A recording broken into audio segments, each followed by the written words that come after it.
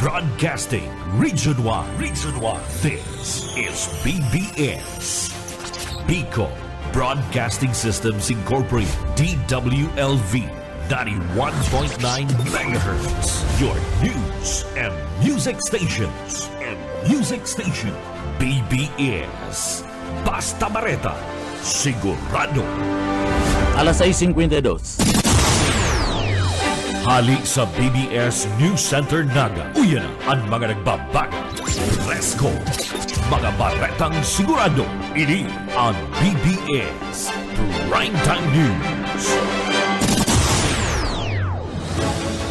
Mga tugang maray na aga po sa Indocabus, ako po si Junel Cuba. Sa headlines kita kan sa tuwing mga barata sa lado lokal. PNP sa Bicol Region pinanginutan ni Police General Romel Francisco Marbil at PNP Chief sa pagduol ni nagkaperang mga patrol cars sa asidibapang mga gamit kan Philippine National Police. Sasatuya pa nga mga pamayukan na mga barata sa lado lokal, Police Brigadier General Dizon kinauan ni na onra ana mga sinasabing mga maraya na kasurugkap sa parte ka na Bicol Region. Iba pa kita nga pamayukan na mga barata sa lado lokal. Sanggunian na panglunsod ka na siyudad Canaga da ipiga rekonsidera ana motion para man sa pagpapadagos ka na pagdanguga sa Oversight Committee. Unsyal gela abunal ka na siyudad ka na Naga pigitawanan linaw ana sa iyang katuyuhan sa pagpapadagos kuta na kan pangsyon kan Oversight Committee na da itinugutan na sa sesyon na regular kan sanggunian na panglunsod kan sudma.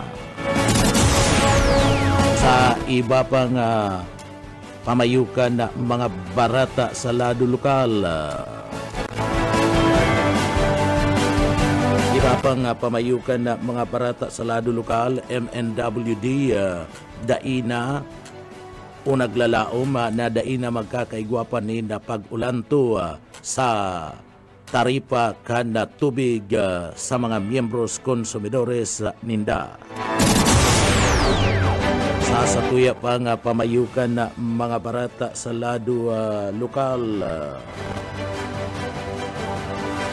Pamayukan kan mga barata sa lado lokal, mga establishmento na pinaga-issuean in notice of violation kan na DTI digdi sa laog kan na probinsya kan na Camarines Sur asin na siyudad kan na Naga maagi pa man giraray sa investigasyon asin due process. Yan ang mga headlines kan na mga barata at mga detalyes at yan pagkatapos po nin pagirundon.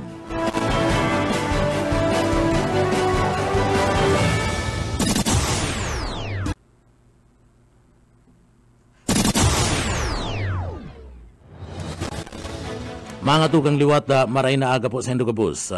Ngunyan sa detalyes kita kan sa tuyang mga barata sa lado lokal, ako po si Junel Cuba. Sa detalyes kita kan sa tuyang mga barata sa lado lokal, si PNP Police Brigadier General Andrew P. Dizon, ang Regional Director kan PRO5, pig tauanin onra, anda mga matitibay na kasurub Caps sa ginibong traditional na flag raising ceremony asinda iyan na pinagabisto duman sa grandstand kan na Camp Brigadier General Simeon Ola sa siyudad kan na Legazpi sa sarong makasaysayan na okasyon na pinagapartisiparan ni Police Brigadier General Dizon ang seremonya nagpapailing kan sa iyang suporta sin pagmidbid sa mga natatanging kontribusyon kan na mga pulis sa Bicol Region na kaibanan ang mga opisyal asin mga miyembros kan PRO5 ipinamati an sa iyang dedikasyon asin profesionalismo sa pagkaunin serbisyo sa mga namamanwaan asin sa komunidad. Sa iyang mensahe tinawan doon ni Police Brigadier General Andrew P. Dizon ang importansya kan na serbisyo may malasakit asin pagiging tapat sa saindang mga trabaho. Tinawad na ni Ponra ana mga pulis na padagos na nagtatrabaho ninda bilog na puso asin may dedikasyon para man magdanay na ligtas asin maray anda pasi orden sa intirong Bicol Region anda pagpartisipar ni Police Brigadier General Andrew P. Dizon sa seremonya iyo ang pagpapailingkan sa iyang liderato asin pagmalasakit sa mga miyembros kan PRO5 an sa iyang presensya ang nagtataunin inspirasyon asin kusog nin buot sa mga kapulisan tanganing urog pa na pagpakarayon an sa indang serbisyo sa publiko. Ang Police Regional Office 5 anda padagos na magpapasudod nin mga lakdang tangani man na magdanay na makusog asin epektibo ang sendang serbisyo. Ang pangako kan PRO5 na serbisyong damang-dama, serbisyong uunahin na padagos na kung sa indigdi isinasabuhay sa kada aksyon kan mga kooperatiba kan PNP sa bilog na riyon Bicol. Iba pang detalyes kan sa tuya pang mga barata sa lado lokal. Sarong aksidente sa behikulo nangyari dyan sa Banwaan kan Pamplona, Camarines Sur. Mike Gravito sa detalye. Namugtak sa peligro ang buhay kan duwang mga persona nalunad din sa rong PUB matapos na sinda ang makasabat ni aksidente dyan sa Banwaan kan Pamplona, Camarines Sur. Sa report gikan sa PNP Pamplona, nangyari ang insidente pasado alauna nin pagkahapon. Alauna 20 nin paghapon kasudma dyan sa may zona 6, Barangay Salvacion, Pamplona, Camarines Sur. Binamagtasabot kan sa rong PUB na pinagmamaneho kan sa rong Los Bimindo, Pacabis. May agom, residente kan Capital Homes kay Commonwealth duman sa siyudad kan Quezon. Pasahero ang saro pang persona na sakay kan nasabit ng lulundan na pigbistong si Romel Galarosa, 36 anyos, may agom residente man kan Pulang Lupa 1 duman sa siyudad kan Las Piñas. Papasaringon subuot sa Metro Manila ang direksyon kang nasambit ng lulundan kan pag-abot sa lugar kan insidente nagalikay ang nasambit na PUB sa sarong day na determinaran na klase nin behikulo na nasa atubangan ninda asin nagbiglaan na nagpreno ang nasambit na PUB na naging dalan para sinda na mawaran control asin na diretsong buminudal sa nakaparada nga behikulo na pinagmamanehokan si driver na si Alvin Quindoso, residente man kan Carmona duman sa probinsya ni Cavite. Inuli sa pagkakabaga kan nasambit ng PUB sa lulunadan na sa gilid kan tinampo sinda an enterong nagatirgaya na naging dalan para mabugtak sa peligro ang buhay kan nasambit ng mga persona. Ang mga residente nakaling sa pangyari ang tulos man nagapod kan mga otoridad na yuman ang responde sa nasambit ng aksidente asin nagkondusir ng magkakanigong investigasyon. Para sa serbisyo publiko, si Mike Gravito. Basta Bareta, sigurado. BBS, Basta Bareta, sigurado. Pinanginutan ni Philippine National Police Chief General Romel Francisco Marbel ang turnover ceremony kana nagkapirang mga patrol cars sa Camp Simeon Ola sa siyudad kan Legazpi. Ang aktibidad ginibo pasado alas 8 nin pagkaaga kan na sudma. Iyan kasabay si PNP Bicol Regional Director Police Brigadier General Andrew Dizon asin iba pang mga haralangkaw na mga opisyal kan pulisya sa Bicol Region. Nasa 17 mga patrol cars, Toyota Hilux, 4 na K9 Dogs asin iba pang mga ekipais ang na-turn over sa mga police station sa Rion na Bicol. Gikan sa donasyon ni Gobernador Boboy Harmora kana probinsya ni Sorsogon sa pahayag ni Marbel sa paagi kani mas pang mapapakusugan suporta sa kampanya kan kapulisan na mamantiner ang katrangkiluhan asin na pas orden sa Bicol Region. Nagkaigwaman in inaugurasyon kan bagong chapel kan Santo Niño sa Camp Simeon Ola sa siyudad kan Legazpi. Nagpahayag manimpa sa salamat si Police Brigadier General Dizon sa ginibong pagbisita ni General Marbel sa riyon na Bicol kasugma. Yan kasabay kan sa iyang pagsiguro na mas pang papakusugon ang aktibong serbisyo kan pulisya sa entirong Bicol Region. Iba pang detalyes kan sa tuya pang mga barata pa kita sa lado lokal.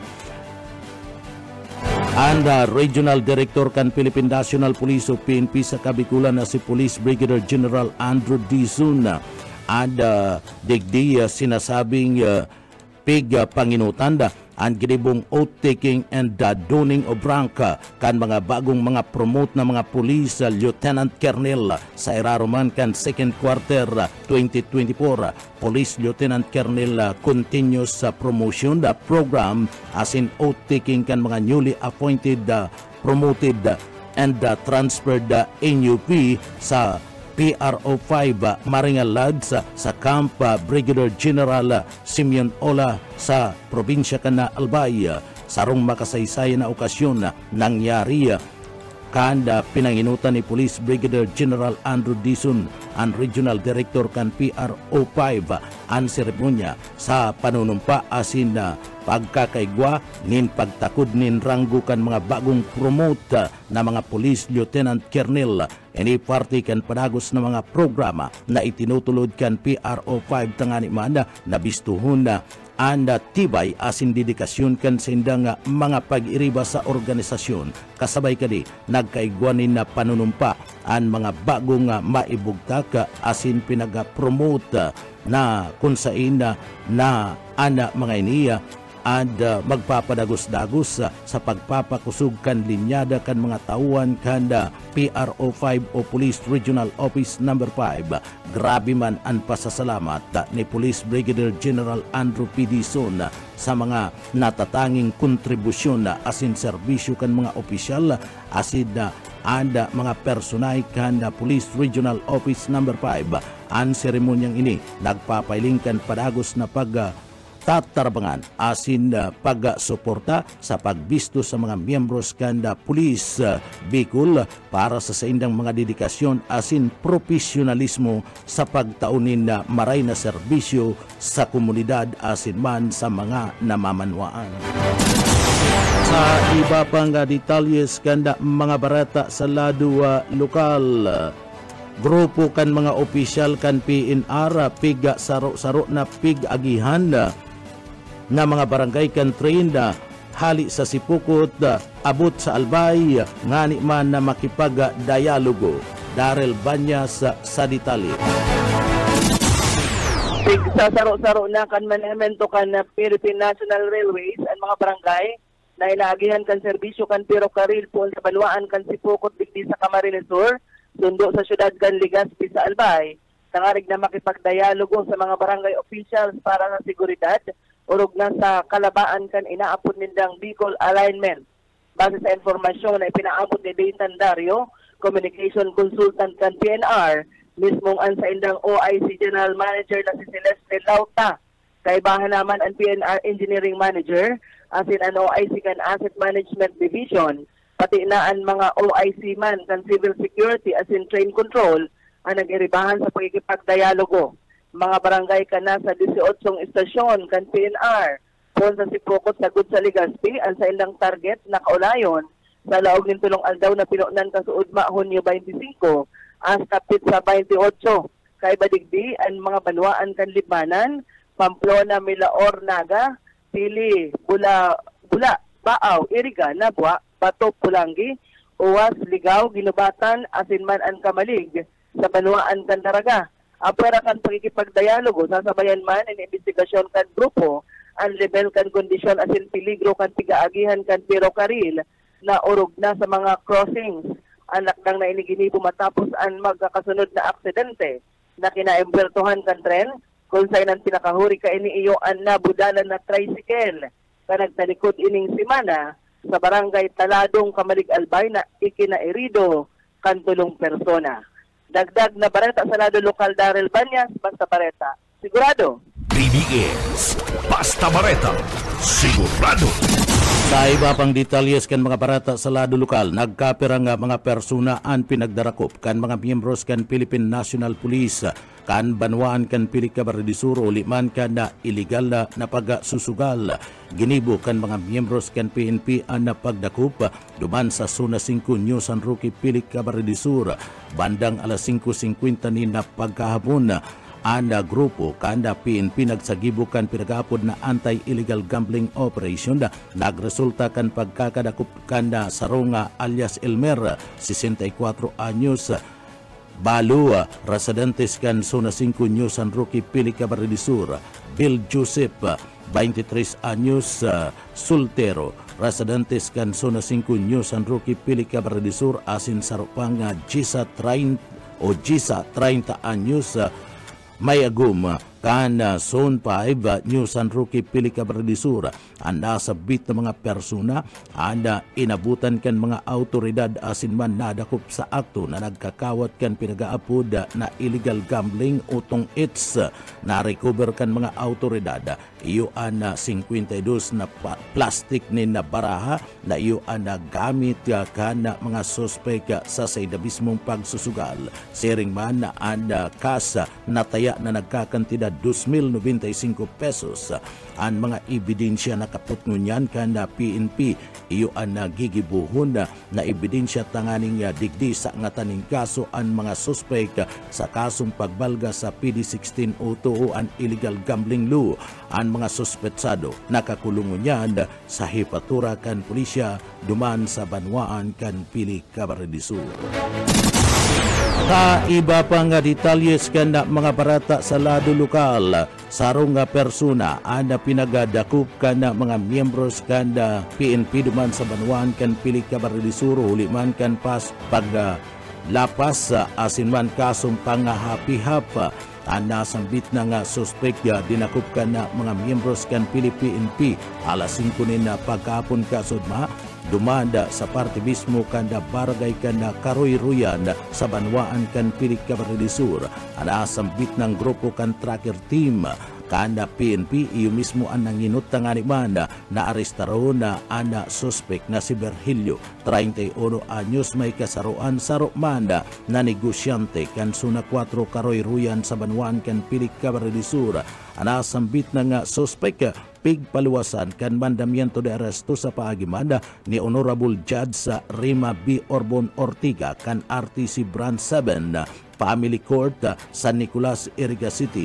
ang suspetsadong negosyante na atubang ninduang kasong acts of lasciviousness sa sarong minor de edad. Anasambit na nga suspek nakakulungunyan sa Pili Municipal Police Station and judge na si Honorable Judge Rima B. Orbon Ortiga nagpaluwas nin pahayag na pwedeng makapagpiansa sa kantidad 200,000 pesos kada saro anasambit na nga suspek utotal na nagkakantidad 400,000 pesos ang piyansa na pigrekomendar kan korte para sa temporaryong libertad kan suspetsado. Sa iba pa niyatong detalyes kita kan sa tuya pa nga mga barata pakitangunyad sa lado lokal.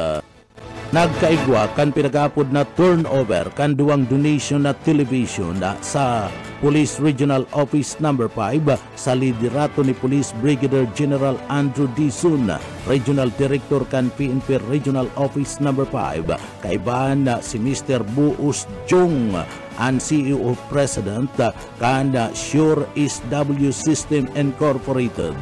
Ini pinagkibo naman sa Camp Simeon Ola sa siyudad kan Legazpi.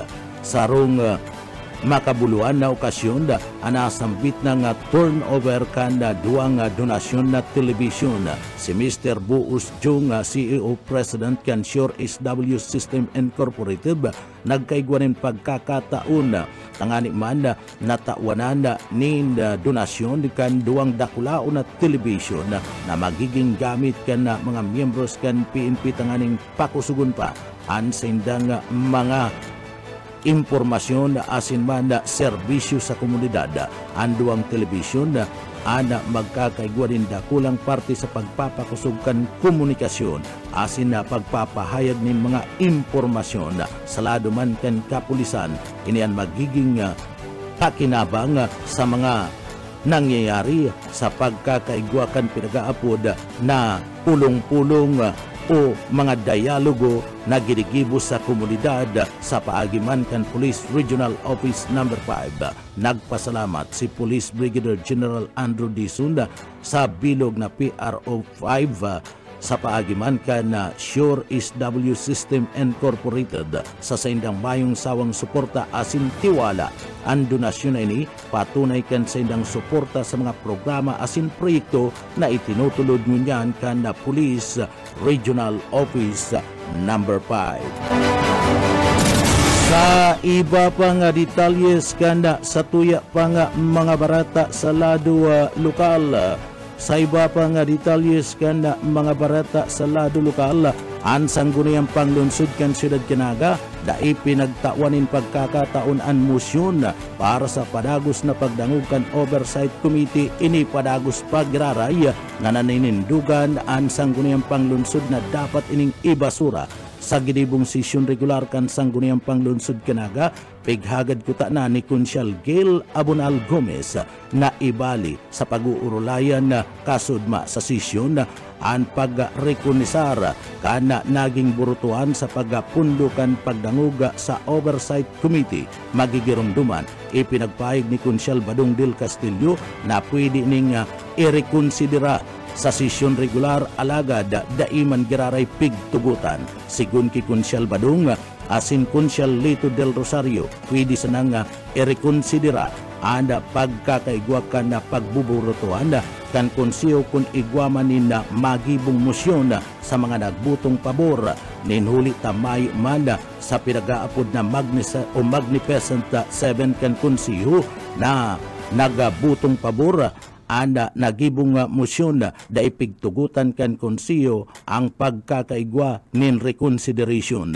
Ninhuli kani nagibuliwat nin panibagong kaagadan si Kunsyal Gail na pag-urulayan na lang sa sesyon regular anda bisa kan naging motion sa pagpapapundukan na pagdangugan Oversight Committee alagad daiman giraray ini pig-uyunan asin da pigtugutan kanda Magnificent 7 na miyembros kan konsiyo sa laog kan siyudad kan Naga. Sa iba pang detalyes kan sa tuya pang mga barata pa kita sa lado lokal. Sa iba pang detalyes kan sa tuya mga barata sa lado lokal, pigtawanan man linaw ni Kunsyal Gail Abunal kan Siyudad Canaga kung ano kutanan ob eto kan oversight function orog na sa issue kan Siyudad Canaga sa sesyon regular kan Sudma Onyo 25, 2024 kan Siyudad Canaga. Pinagtawanin doon ni Kunsyal Gail Abunal ang importansya asin objeto kan oversight function sa pagtauning kasimbagan sa mga aligasyon asin na issue na piga atubang unyan kan lokal na gobyerno Canaga. Tinawan doon ni Kunsyal Gail o Gail sa paagiman kan Oversight Committee na naaraman ninda ang naging proseso kan mga departamento sa lokal na gobyerno asin na digdi natatabangan ninda ini na mas pang mapagayon asin mapakaray kuta na ang proseso sering man kun may mahiling na sala ang Oversight Committee. Subuot ang pwedeng magapot manungod man sa mga aligasyon na igwanin legalidad asin na autoridad. Hindi mapadapit man sa mga surat na pinagbutasan ni dating BP Lene Robredo, mapadapit man ka na subuot mga aligasyones ni na korupsyon asin man pag-resibi nin SOP pati naman nin lagay sa weting piglinaw man kan konsyal na iba ang sakop kan Oversight Committee asin man kan NCPC sirim man kan Whistle Foundation kung sain ang sakop asin hubeto sa naninda ang budget kan syudad asin limitado sana ang sa indang sakop sa pag-imbestigar, mantang ang Oversight Committee mas komprehensibo sa pag-analisar kan mga proseso sa mga departamento kan syudad ni Naga. Sa iba pang detalyes kan mga bareta, at yan pagkatapos po nin pagirumdum.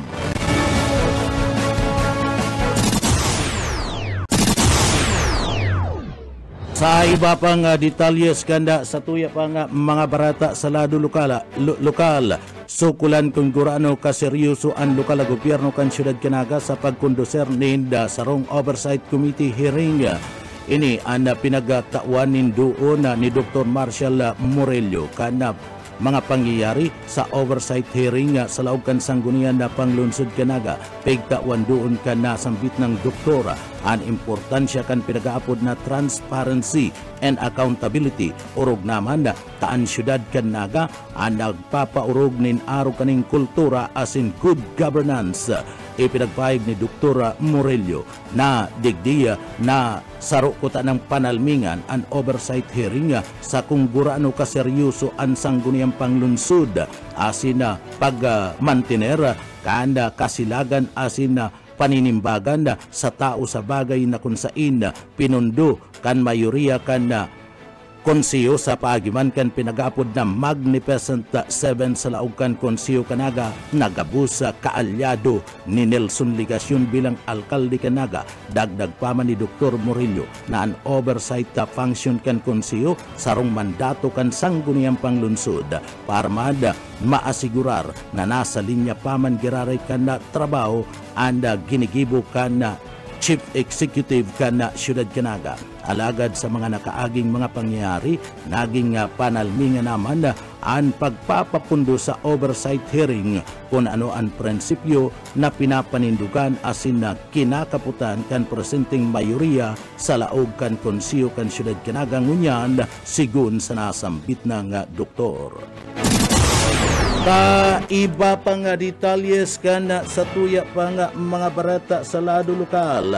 Ang tracing mga establishmento na na-issuean ni notice of violation anda ipapwedeng digdiya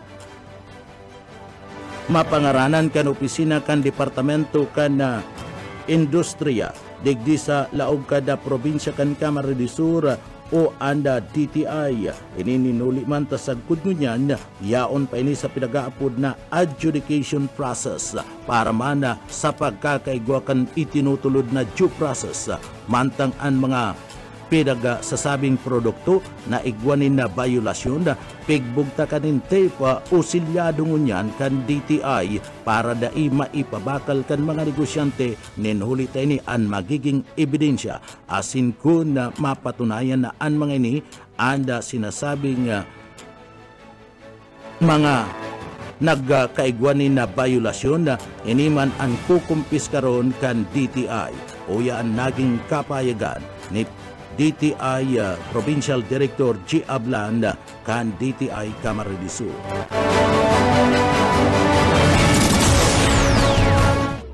So, igwang 13, alagad, di pa kaya pwede siyang sabi ang pangalan kasi nasa adjudication process pa po siya. Kasi igwa kitang due process.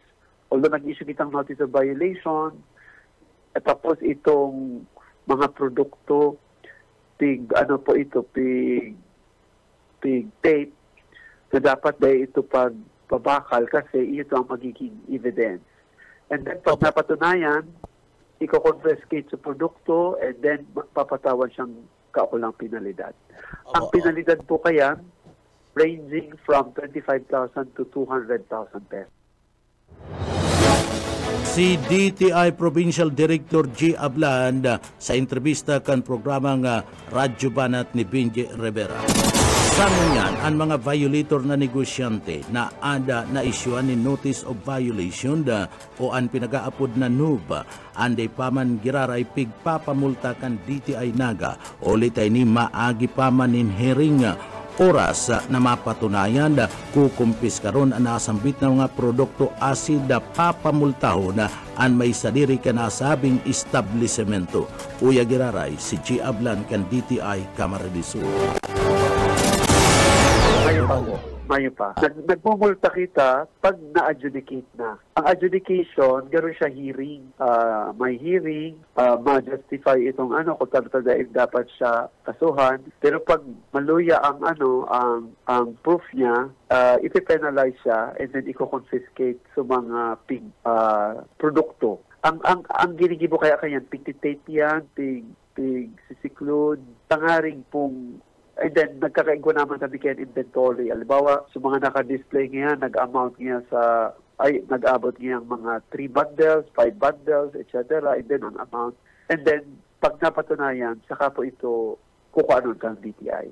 Partiyan kan mga pahayag ni DTI Provincial Director G. Ablan sa entrevista kan programang Radyo Banat ni Benji Rivera. Sabi sa sarong taon na may kabanga na matapos na hagadon kan manemento kan MNWD na magkaigwa kan dagdag na singil sa tubig, mayo pa ning nangyayari o mayo pa nin aksyon ang luwa. Sigun kay GM Jun Mongguso, naglalaom sinda na dai na mangyayari ang hagad nindang dugang na singil o aumento sa tubig. Ngunya na taon ninulitaan bulan kan Oktubre magkakaigwa na nin pag-file kan mga certificate of candidacy asin posibleng iba sa mga opisyal kan luwa o gobyerno nasyonal magkandidato asin na magribay na naman nin mga opisyal kaya dai na sinda naglalaom na magkakaigwa pa nin approval hanhaga din na magkaigwa nin aumento sa dalagan kan singil sa tubig kan MNWD. Uya si GM Jun Mongguso kan MNWD. Kung dahil po siging re-revay ka mga opisyalis sa nasyonal, basta po mo niyan, after 1.5 years, dahil pa po naghihiro si Kapilta. And tinatansyami po na for the rest of the year, baka Mayo po na maghiro dahil by October, filing of certificate of candidacy na naman si mga in-appoint na mga opisyalis sa nasyonal na mga politiko, baka magdaralagan na naman, re-revay na naman yan yung mga opisyalis. Kaya nasasakitan kami gabos, actually sa meeting po ang mga general managers para ihurot po sa national government na kung pwede, organic na mga tao ang mag-handle ng mga sensitibong mga kalakawang ng water districts. Bakong araw kanino na kada mag-rebay, iba si requirements, iba si urulay, iba si kaabalahan, naapektaran po ang gabos. Kaya pinapakiulay ang mga water districts na kung po pwede magkaigwa ng sustainable approach para po ma-address tulos yung mga urgent concerns mga water districts. Pahayag yan ni General Manager Jun Mongguso kan MNWD sa entrevista kan programang Radyo Banat ni Benji Rivera. Ang MNWD na kapag sumiter kanda sa inda mismong application tangani man na makapagpalangkaw kanda singil sa taripa sa tubig sa luwa kan sa indang kaagadan. Iniyo kan Enero kan 2023 pa alagad sa kudnunyan June 2024 Mayo pa ni magkakadigo nga aksyon kaya day naman sinda naglalaom na maaprobaran pa sa ngunya na taon uli kan papaabuton na perilian. Uya si GM Jun Mongguso. Ang application na po na abot na po ni nag-submit kita January of last year o Hunyo na po mo niyan. Gusto sabihin po, sarong taon may kamanga na kita nag-ahalat. Tiyan kan mga pahayag ni GM Jun Mongguso kan MNWD sa programang Radyo Banat ni Benji Rivera. Mga dudang iyan ang katiripunan kan mga barata. Sa pangarangkan sa tuyang mga nakaibanan sa pagpaabot nin mga barata, iaon dyan sa Engineering Department kaibanan ta dyan si Sir Stephen Pabis asin Chief Engineer Ariel Camarote. Ako po si Junel Cuba. Mabalus po kan sa pong pagantabay. Salamat po. Mapasatuya pulugod an biyaya asin an bendisyon kan mahal na Diyos. Salamat po. Basta barata sigurado.